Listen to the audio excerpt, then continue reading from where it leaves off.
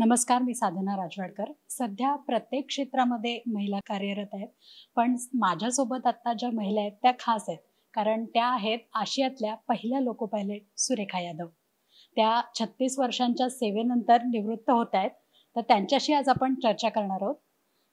सुरेखाजी, तुमचं हिंदुस्तान पोस्टमध्ये स्वागत.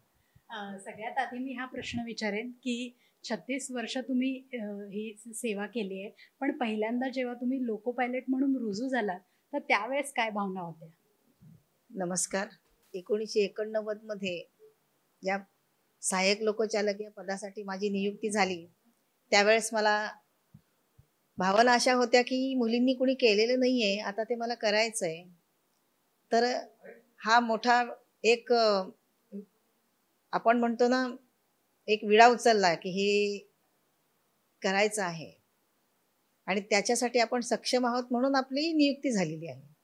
तर फक्त एक मुलगी आहे म्हणून आपण इथे नकार द्यायचा किंवा मनाला मनोबल खचवून घ्यायचं यासाठी माझी तयारी नव्हती. पण एकदा हे करून बघायचं मला होतंय की नाही, हा माझा निर्णय होता आणि तो बरोबर होता. कारण मी 36 वर्ष ते काम करत आले. जसं जसं प्रमोशन होत जाईल तसं तसं जबाबदाऱ्या वाढत गेल्या. मालगाडीवरून पॅसेंजर कॅरिंग ट्रेन, त्याच्यानंतर सबअर्बनला आपल्याला जी आपण मुंबईची लाईफलाईन म्हणतो तीही चालवण्याचा सर्वात पहिला मान मलाच मिळाला. मीच तो स्वीकारला आणि भारताची पहिली मोटर वुमन होण्याचा मान जो मला मिळाला तो सगळ्यात मोठा होता आणि सगळ्या महिलांनी माझं कौतुक केलं. आणि त्याच्यानंतर लोको पायलट मेल झाले मी, म्हणजे लांब पल्ल्याच्या गाड्या चालवण्यात.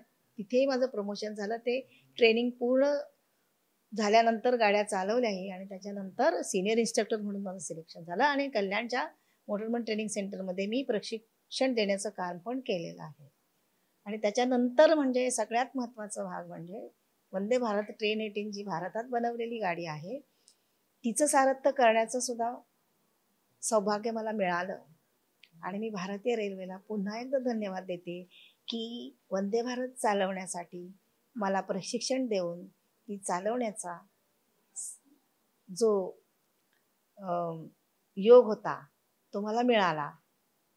त्याबद्दल मी त्यांना धन्यवाद देते. आणि ज्यांनी ज्यांनी इथपर्यंत मला येण्यासाठी सहकार्य केलं, आशीर्वाद दिले, त्यांनाही धन्यवाद देते. आणि सगळ्यात महत्त्वाचं म्हणजे आता नवरात्री चालू आहेत आणि नवरात्रीमध्ये मी निरोप घेतेय, हेही खूप महत्त्वाचं आहे आणि हे सौभाग्यही मला मिळालं. त्याबद्दल मी परमेश्वराची खूप खूप आभारी आहे. आणि मला भरभरून दिलं परमेश्वराने, लोकांनी दिलं, कौतुकही खूप केलं. त्याबद्दल मी सगळ्यांना धन्यवाद करते. तुम्ही आत्ताच म्हणालात की तुम्ही नवरात्रीत रिटायर होताय, पण तुमच्यापासून प्रेरणा घेत अनेक जणी या क्षेत्रामध्ये येत आहेत. तर त्यांना तुम्ही काय सांगाल की त्यांनी काय तयारी केली पाहिजे? कुठल्या क्षेत्रात जायचं तर तयारी त्या त्या क्षेत्रानुसार करावी लागते. तर प्रत्येक वेळेसचं जे काही डिमांड असेल ते वेगळं असतं.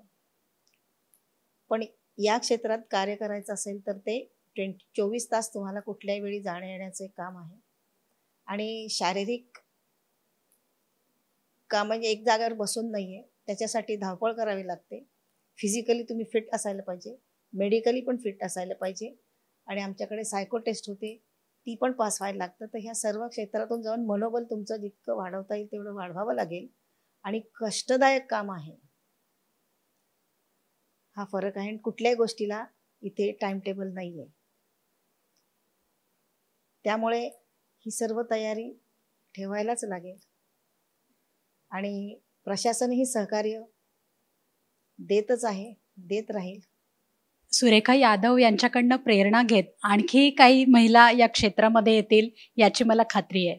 साधना राजवाडकर, कॅमेरामन रोहित बामणेसह, मुंबई.